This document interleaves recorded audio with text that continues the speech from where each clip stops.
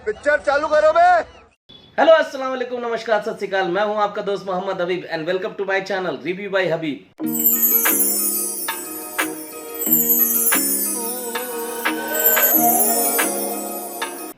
दोस्तों, मैं आज उस ड्रामे का रिव्यू लेकर आया हूं जिसका आपको बेसब्री से इंतजार रहता है और मुझे भी, और जो बेहतरीन अदाकार हमजा अली अब्बासी और आयजा खान की अदाकारी से सजा हुआ ड्रामा है और उसमें दिगर कलाकारों ने भी चार चांद लगा दिया है अपनी अदाकारी से। और इसकी स्टोरी और इसका स्क्रीन प्ले, इसका डायरेक्शन बहुत ही कमाल का है। इस वजह से इस ड्रामे का ऑडियंस में ग्रिप बना हुआ है। जी हाँ दोस्तों, मैं बात कर रहा हूँ जाने जहां के बारे में।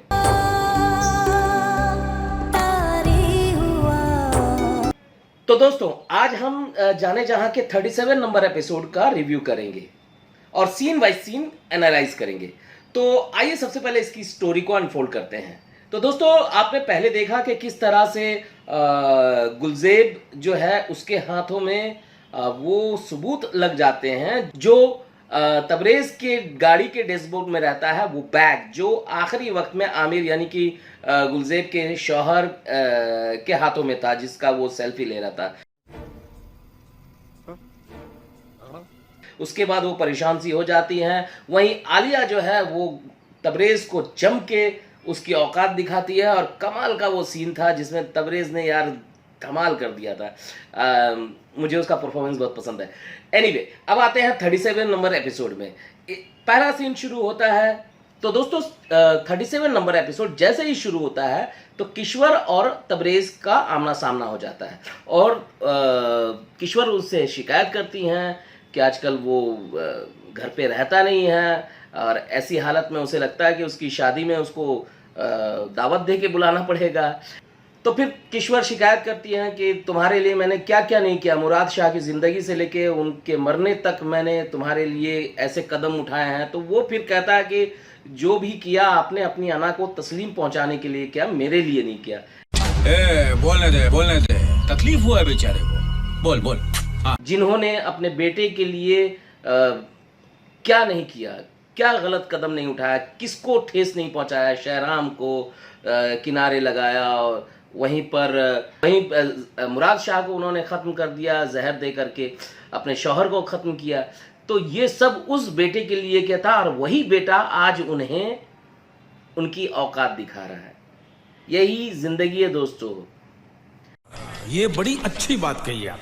तो दोस्तों, अगला सीन शुरू होता है। अब्दुल और शहराम डाइनिंग टेबल पे बैठे हैं, नाश्ता कर रहे हैं। तभी वहां से तबरेज गुजरता है। तबरेज को शहराम टोकते हैं। तबरेज तो वो आता है, फिर उसका अपना एटीट्यूड है। तो वो कहते हैं कि भाई तुम आजकल फैक्ट्री नहीं जा रहे हो, फैक्ट्री का कम से कम उनके ईमेल, उनके फ़ोन तो जवाब दे दिया करो। तो बोला वो सब के लिए मोहसिन साहब है ना। तो ये बात उन्होंने ताना मारा शहराम को। तो मेरे को जानता नहीं है ये। शहराम को लग जाता। तो वो कहते हैं कि मुझे मालूम नहीं था कि तुम्हारी फैक्ट्री जाने के कारण क्या थे। अगर मुझे पहले मालूम हो जाता तो तुम्हारे दाखिले पे मैं पाबंदी लगा देता। यहाँ वो तिलमिला जाता है, कहता मुझे काम है ना बहुत सारे ये वो। तो एक बात नहीं समझ में आ रहा, 2 दिन इलेक्शन को बाकी है, ना कोई गहमा गहमी है, ना कोई राजनीतिक चहल पहल है, समझ में नहीं आता। दोनों कैंडिडेट हैं, कैसे कैंडिडेट है यार। अच्छा, ये क्या इतना आसान है इलेक्शन जीत जाना? मुझे नहीं समझ में आता है। अरे भैया, एड़ी चोटी कितनी मार काट हो जाती है इलेक्शन जीतने के लिए। ये लोग घर में ही भटक रहे हैं। और मुझे तो ऐसा लगता है कि इसकी जो राइटर हैं उन्होंने अपने असिस्टेंट को रखा है, जैसे कि हम लोग भी रखते हैं यहाँ पर बॉलीवुड में, कि हमारे यहाँ पे भी एक राइटर के कई असिस्टेंट होते हैं। तो वो लिखते हैं, वो फ्रेश करते हैं स्क्रिप्ट को और अपना भी इनपुट उसमें डालते हैं। तो कहीं ऐसा तो नहीं है कि भाई इनके भी असिस्टेंट होंगे तो भाई सुनो आज लव ट्रैक तुम लिखो और पॉलिटिकल तुम लिखो और एक काम करो ये फैक्ट्री वाला जो है वो मैटर तुम लिखो। ये ऐसे करके बांट दिया है क्या राइटर ने? मैं नहीं बताऊंगा। जो कोई मतलब समझ ही नहीं आ रहा। कोई राजनीतिक चहल पहल नहीं दिख रही है। कौन है ये लोग, कहां से आते हैं? एनीवे, फिर उसके बाद शुरू होता है शहराम का अगला दांव कि वो कहते हैं कि ठीक है तुम मत जाओ फैक्ट्री, आज के बाद तुम्हारी जगह अब्दुल जाएगा। अब्दुल चौंक जाता कि मैं मुझे तो कुछ नहीं आता। बोले जब ये भी गया था तब उसे भी कुछ नहीं आता था, मैं सिखा दूंगा। और हमें भी फैक्ट्री के लिए सेल्स देखने के लिए आदमी चाहिए। तो यहाँ पर उसे लगता है झटका तबरेज का, और वो तिलमिला के रह जाता है। दोस्तों अगला सीन शुरू होता है गुलजेब के साथ में, जो पुलिस स्टेशन पहुंची है। और इस सीन का मुझे बेसब्री से इंतजार था कि ये कब ये खो गई है अपनी शादी वगैरह में।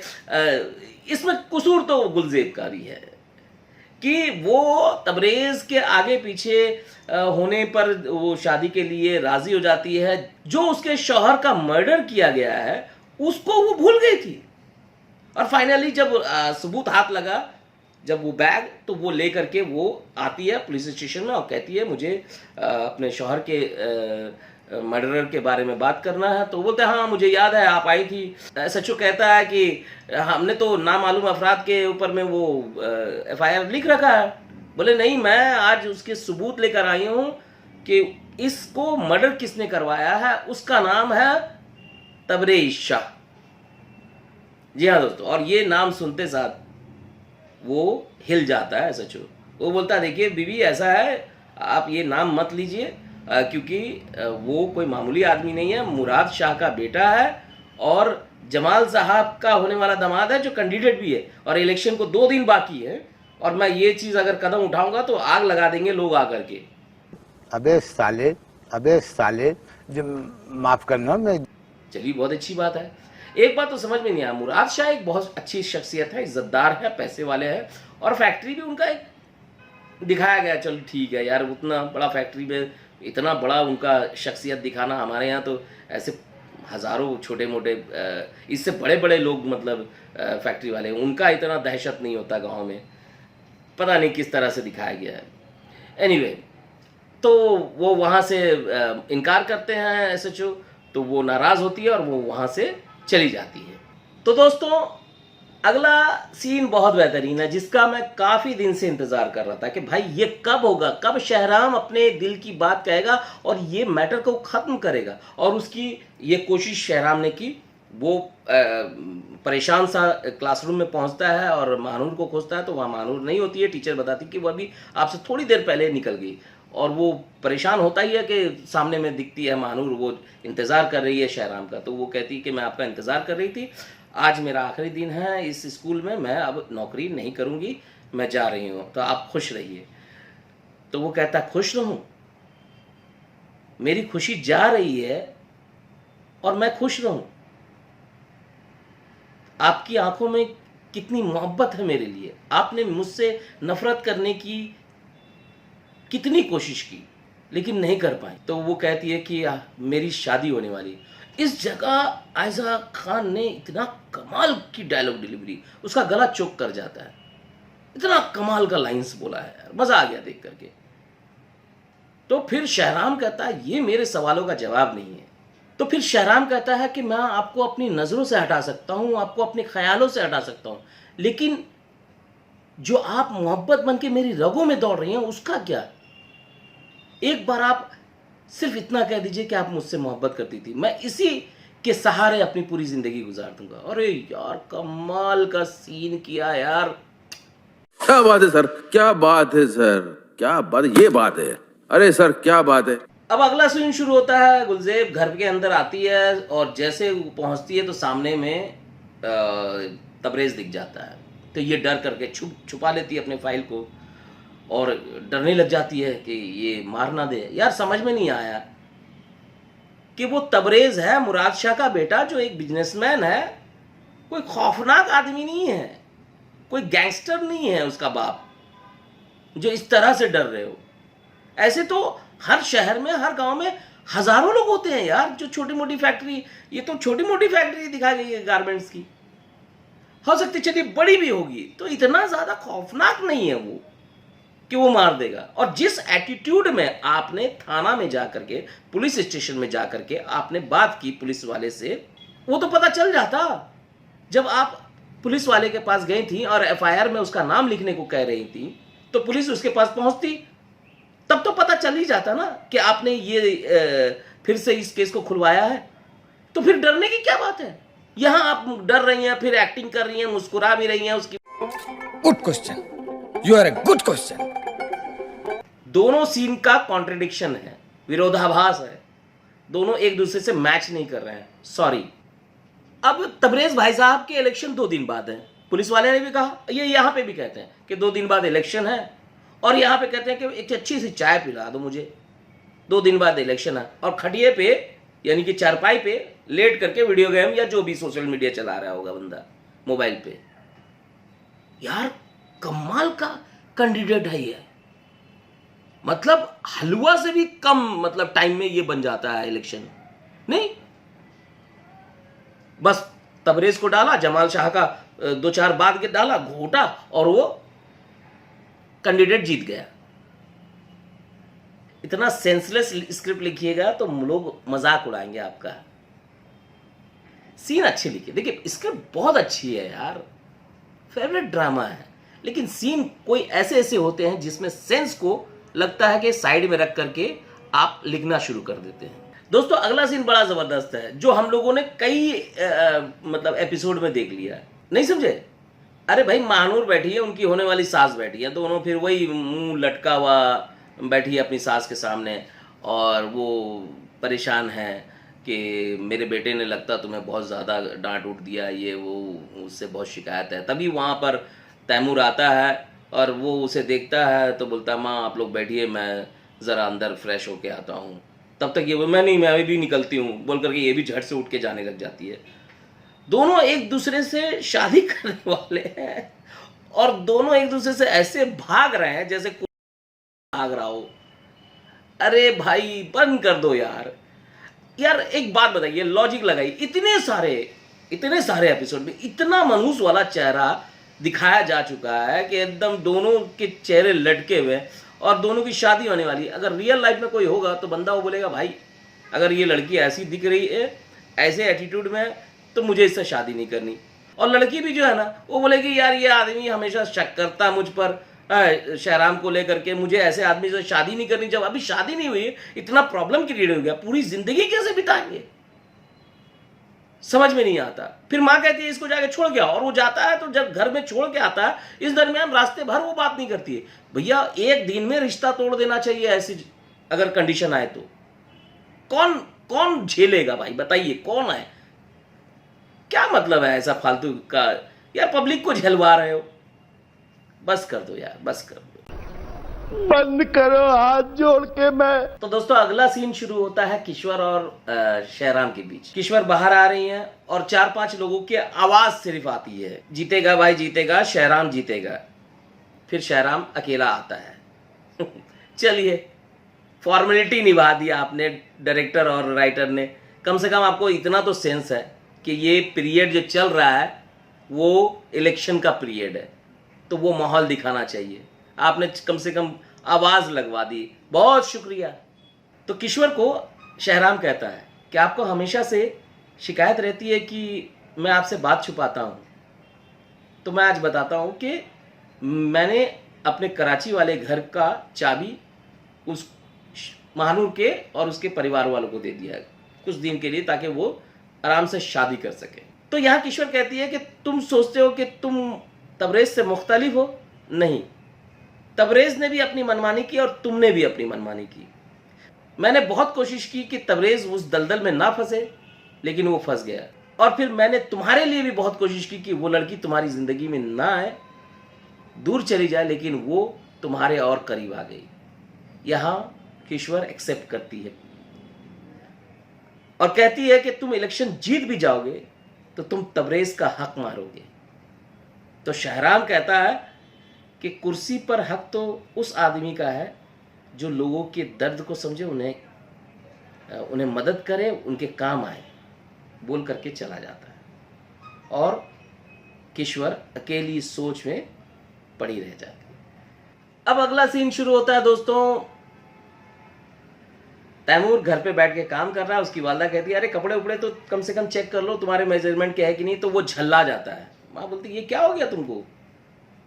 तो वो शादी से अपनी माँ के साथ रिलेशन भी खराब कर रहा है। मतलब समझ नहीं आ रहा यार, भाई साहब बोल दो यार, तोड़ दो ये सगाई को, क्या फर्क पड़ता है, क्यों झेल रहे हो? ऐसे रिश्ते का क्या करना यार, जो जहन को हमेशा टेंशन में रखे शादी से पहले ही। शादी के बाद तो अलग ही ड्रामा चालू होने वाला रहता है इंसान के। मुझसे पूछो। एनीवे, तो दोस्तों इसके बाद ये एक शौहर का दर्द हर कोई समझ सकता है जो शौहर है।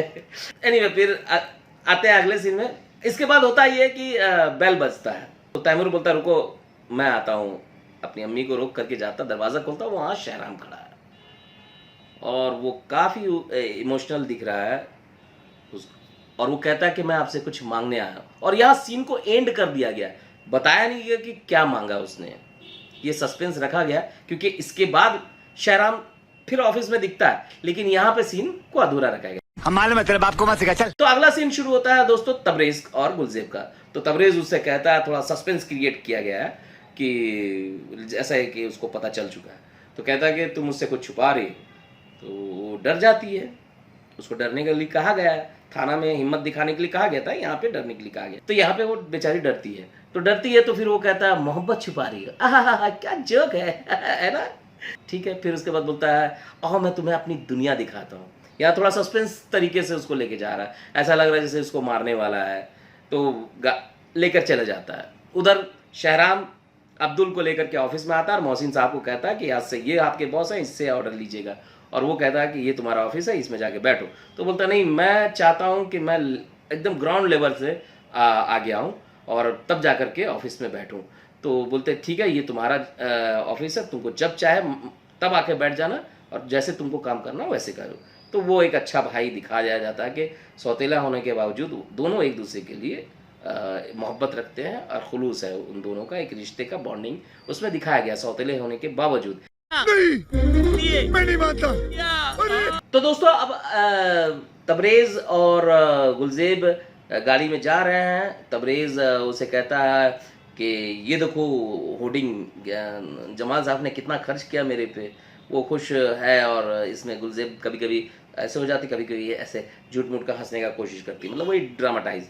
एनीवे, तो फिर इसी बीच झटके से गाड़ी का डैशबोर्ड खुल जाता है, उसमें से वो गन नज़र आती है। तो वो फिर उसको बोलता अरे वो मुझे आइलिया ने कहा था कि आजकल थोड़े से इस तरह के पॉलिटिकल हो गए हो, 4 लोग जानने लगे हैं, तो अपनी हिफाजत के लिए इसको रखना चाहिए।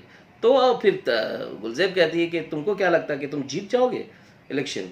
बोला मैं जीतूं या हारूं पता नहीं, लेकिन मेरे सामने जो मुखालिफ खड़ा है उसे लोगों को अपनी बातों में लाने का हुनर मालूम है। तो इस तरह के वो कह करके तभी तो वो जानबूझकर खांसने लगती है। तो फिर कहती है कि मुझे पानी चाहिए। तो बोलता तुमने पहली बार कुछ मांगा है तो मैं ज़रूर लेकर आऊँगा। जाता है। यार इतनी सस्ती मोहब्बत और इतनी अच्छी बीवी, आज तक इसने शादी के बाद कुछ नहीं मांगा। कसम से इनको तो सैल्यूट है यार, सैल्यूट है। गुलजेब, हर औरत को इनसे सीखना चाहिए। देखिए इन्होंने अपनी लाइफ में कुछ मांगा तो पानी मांगा, लोग पानी तक नहीं मांगते हैं और ये पानी मांग रही है। तो दोस्तों यहाँ एपिसोड खत्म होता है। बहुत ही फनी था कुछ चीज़ें, लेकिन ओवरऑल ड्रामा बहुत अच्छा है, इंटरेस्टिंग है। कुछ गलतियाँ हो रही है जिसको हम पॉइंट आउट करते हैं और उन पे बात करते हैं, उनकी तनकीद करते हैं, और लेकिन उसके बावजूद ड्रामा इंटरेस्टिंग है, मज़ेदार है। तो आइए बात करते हैं सबसे पहले अदाकारी की। तो हमजा अली अब्बासी कमाल है यार, अब तो शब्द बचे नहीं है आपके लिए, सब कुछ तो बोल चुका हूँ मैं आपके लिए। क्या कमाल के एक्टर हो आप। ऐज़ा खान, मैंने कहा अब थोड़ा सा अच्छा लग रहा है इस मतलब पिछले कई एपिसोड के बाद। एक ढर्रे के सीन उनके और हमजा के और वो तैमूर के, इनके बीच में जो सीन क्रिएट हुए हैं वो बोरिंग हो गया है अब। तो उससे थोड़ा सा फ्रेश हुआ है जो सीन था जिसमें उनका गला चौक कर जाता है। तो ऐज़ा खान कमाल। तैमूर थोड़ा सा वर्कआउट करना चाहिए और अच्छे सीन उसके लिए राइटर लिखें, अच्छे सीन लाएं और उम्मीद है कि और अच्छा होगा। अब्दुल ने बहुत कमाल का किया जो उसको इस हिस्से में उसके आए अभी सीन। और किश्वर, 1-2 सीन में तो किश्वर का लगा कि यूं ही उठ करके आकर के शॉट दे रही हैं और कुछ मतलब हेयर वगैरह पे काम नहीं किया गया। कुछ एक सीन में थोड़े अच्छी लगी, और लेकिन ओवरऑल उनका कैरेक्टर जिस रुतबा में शुरुआत के एपिसोड में दिखी थी वो धीरे धीरे जरूर कैरेक्टर में टूट रही, लेकिन पता नहीं उससे ग्रेस खत्म होता जा रहा है उस कैरेक्टर का। जो एक ग्रेस के साथ शुरुआत हुई थी वो ग्रेस खत्म हो गया है। तो सवेरा जी का जो है, सवेरा नदीम जी का मैं काफ़ी ड्रामा देखा हूँ, मुझे बेहद पसंद है। मेरे पास तुम हो में जो थोड़ी देर के लिए भी आई तो कमाल कर गई। तो दोस्तों इस वीडियो को ख़त्म करने से पहले मैं राइटर रिदा बिलाल की तारीफ़ करूँगा कि उन्होंने अच्छी स्क्रिप्ट लिखी। बस कुछ कुछ इलॉजिकल है, थोड़ा सा मज़ा नहीं आ रहा है, तो उस पर ध्यान देने की ज़रूरत है।